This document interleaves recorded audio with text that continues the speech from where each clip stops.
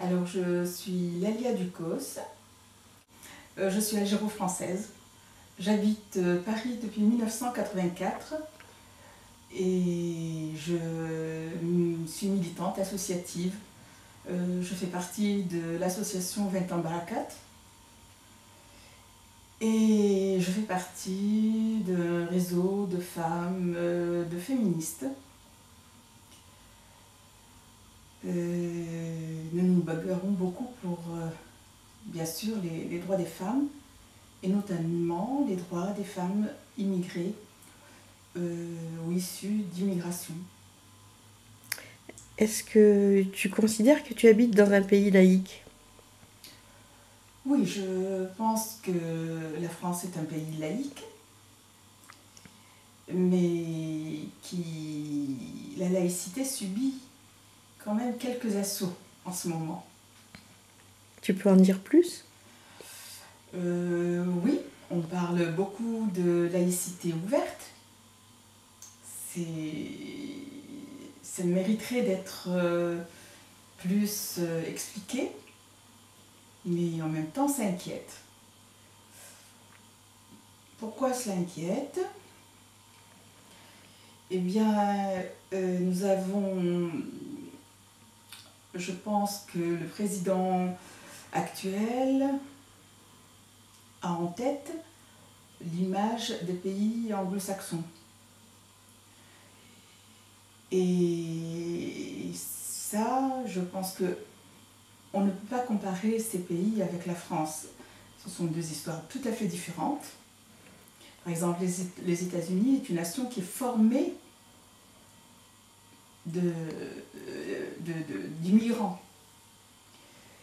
La France a une histoire qui est basée, je pense, sur une grande bataille, sur une lutte de séparation de l'Église et de l'État. Maintenant, la laïcité, à certains, fait peur parce qu'ils ne comprennent pas ce qu'est la laïcité. On confond la laïcité, on compare du moins la laïcité à l'athéisme, ce qui est tout à fait faux.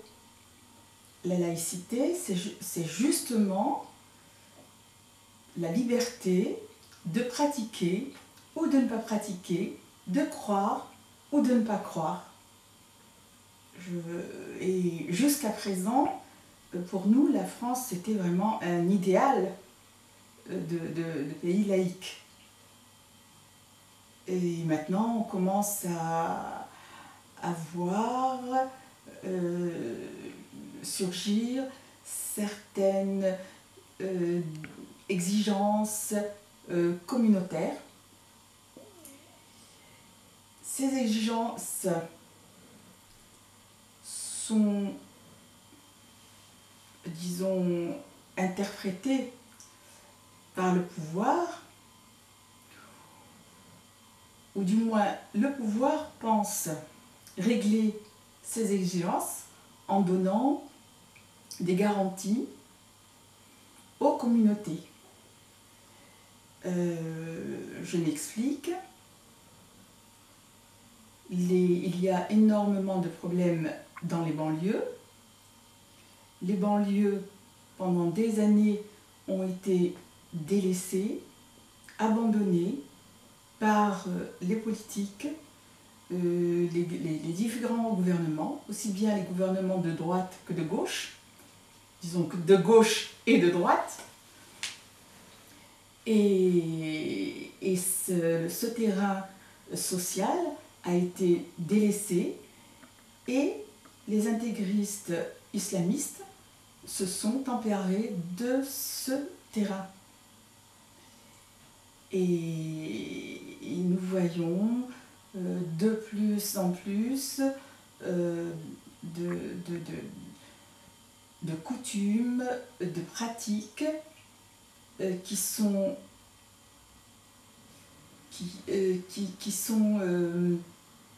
disons,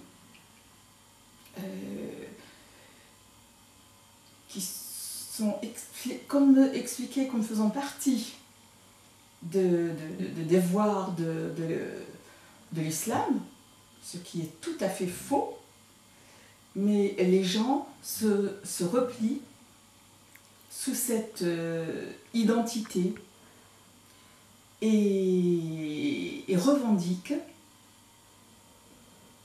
une reconnaissance de la religion. Il est normal de reconnaître l'islam parce que c'est quand même la deuxième religion de l'État, mais entre la reconnaître et payer par exemple des mosquées sous des fonds publics, accorder la non-mixité dans les piscines, céder vraiment,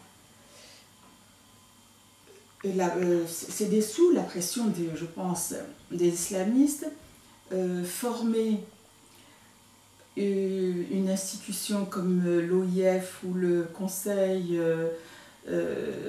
français du culte musulman, qui ne représente, à mon avis, pas du tout les musulmans. En tout cas, les musulmans, je rencontrais beaucoup de musulmans. Moi-même, je ne me considère pas comme faisant partie de cette institution. Si on appelle ça institution. Ils ne sont pas à mon avis, ils ne sont pas représentatifs, ils ne sont pas élus.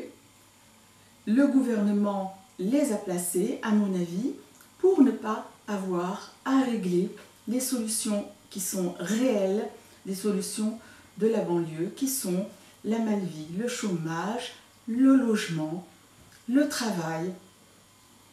On sait que le chômage en France est de 10%, maintenant entre 8 et 10, mais dans les banlieues, il atteint 20%. Les enfants n'ont aucun endroit pour jouer. Ce sont des grandes bâtisses qui datent des années 60. Moi, j'ai été voir, j'ai visité la Courneuve. C'est absolument terrible d'avoir à vivre dans ces immeubles. Pourtant, les gens y vivent. Les communautés se côtoient. Des associations font tout pour que justement les habitants se rencontrent, se connaissent, que les fêtes se fassent ensemble. Je crois que ça, c'est important. Les coutumes, c'est perpétuer certaines traditions, mais ce n'est pas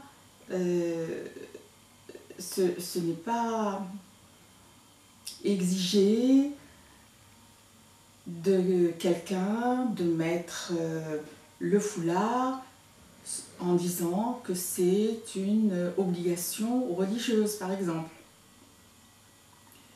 Et nous entendons beaucoup de personnes parler de voile comme une obligation religieuse.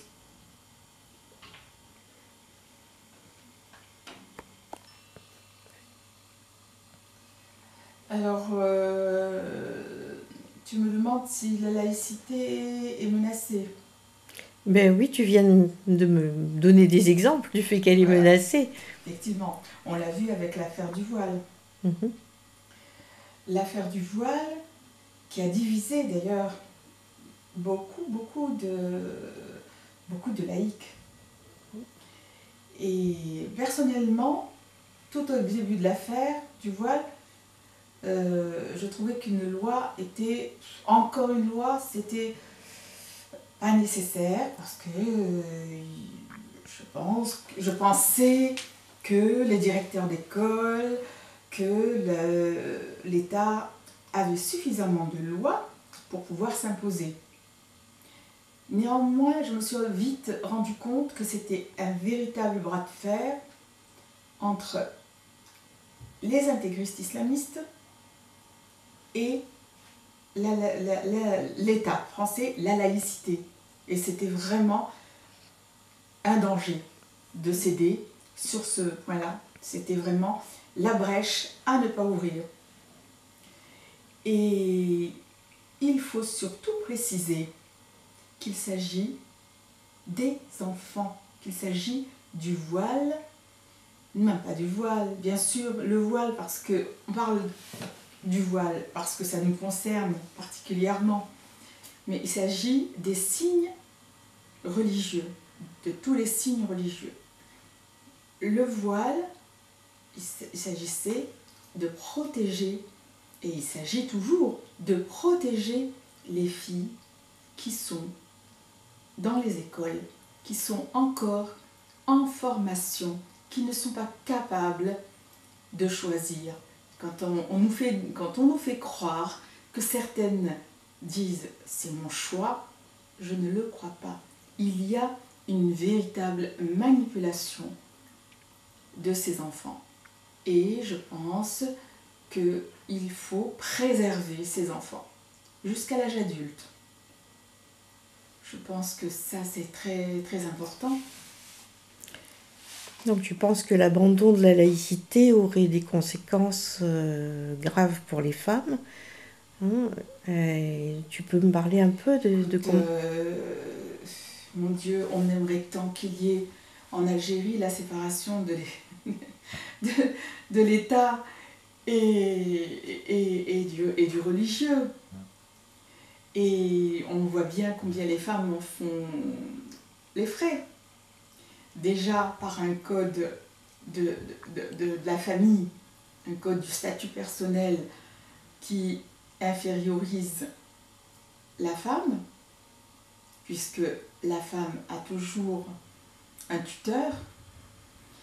Bien sûr, on a assisté à des amendements qui vont, je pense, faire beaucoup de bien à une majorité de femmes, mais nous avons subi des années absolument abominables.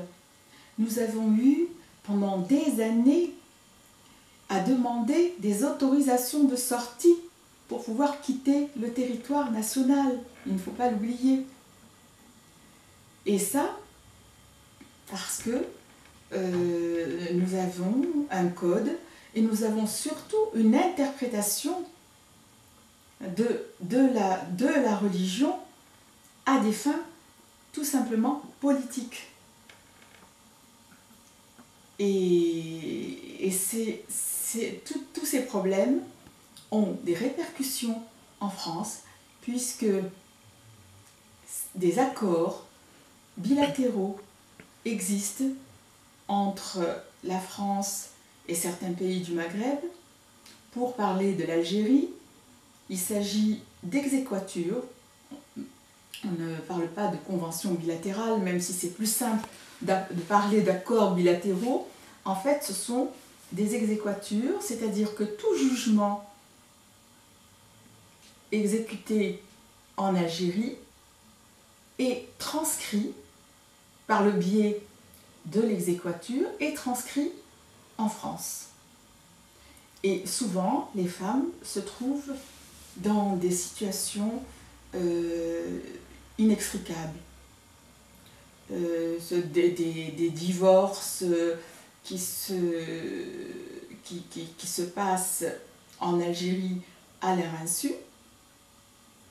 L'homme, par exemple, s'arrange pour que la femme n'obtienne pas la convocation. Il s'arrange pour donner une fausse adresse. Bref, la femme n'est pas convoquée parce que normalement, la femme doit être convoquée et assister au jugement du divorce. Je pense que tu parles de couples vivant en France. Ah, oui, là je parle vraiment des couples vivant en France. Oui. C'est-à-dire et donc, de l'application. L'homme se rend... Il se rend en vacances, par exemple, en Algérie. La femme ne se doute de rien. Il fait son divorce en donnant une fausse adresse pour que la femme ne soit pas convoquée à ce divorce. Le divorce est prononcé et la femme, un beau jour, se voit remettre par l'État français, un jugement de divorce avec une pension qui a été fixée en Algérie. Et elle se retrouve avec, donc, purement répudiée. En fait, c'est une forme de répudiation. Bon, nous savons qu'il y a, grâce justement à la mobilisation des associations féminines, grâce aussi à certaines auditions auprès des autorités compétentes, aucun jugement de répudiation n'est exéquaturé, n'est transcrit maintenant en France. Mais c'est très récent, n'est-ce pas? C'est assez récent, oui, c'est récent. Il y a aussi des changements concernant la polygamie. Donc, qui était également finalement reconnue de fait, sinon acceptée en France. En France, on ne peut pas contracter un mariage polygame, mais quand il est contracté ailleurs... Eh bien, il est accepté, de fait. Voilà. Donc c'est le fait de se marier en France qui est illégal. Mais si le mari amène une seconde épouse, on est obligé de l'accepter. Et toutes ces atteintes à la laïcité, est-ce que tu penses que les femmes commencent à se mobiliser pour défendre la laïcité en France? Je crois qu'il y a quand même une prise de conscience, oui. Oui, je pense qu'il y a une mobilisation des femmes pour la défense vraiment de la laïcité. Nous avons eu l'exemple des femmes canadiennes. Et pour résumer un peu ce qui s'est passé au Canada, les religieux musulmans exigeaient des tribunaux spéciaux religieux pour régler les problèmes familiaux des musulmans. On s'est rendu compte qu'il y avait aussi des tribunaux religieux juifs qui existaient. On ne le savait pas. Les femmes musulmanes canadiennes se sont mobilisées sur le plan national. Elles ont fait un appel sur un plan international. Et là, on a vu que le travail de réseau, de mobilisation donnait ses fruits. Et le gouvernement canadien a reculé et on n'a pas accepté les tribunaux religieux et non pas islamiques seulement, les tribunaux religieux. Néanmoins, il ne faut pas crier victoire parce qu'actuellement, on parle d'accommodement raisonnable. Encore faut-il savoir ce qu'ils veulent dire par accommodement raisonnable. Voilà, je pense que la lutte est continue, il ne faut pas baisser les bras, il faut rester vigilant.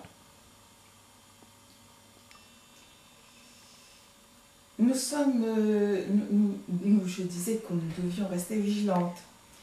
Effectivement, ces lois sont en contradiction totale avec le droit français basé sur l'égalité des citoyens. Et elles sont aussi contraires aux valeurs de la République et aux valeurs aussi, et au contraire aux lois internationales. Nous avons des instruments, nous devons les utiliser. La France a signé, a ratifié la CEDAW. Il faut utiliser cet instrument. Et je pense qu'il est indispensable de mettre la France en face de ses responsabilités.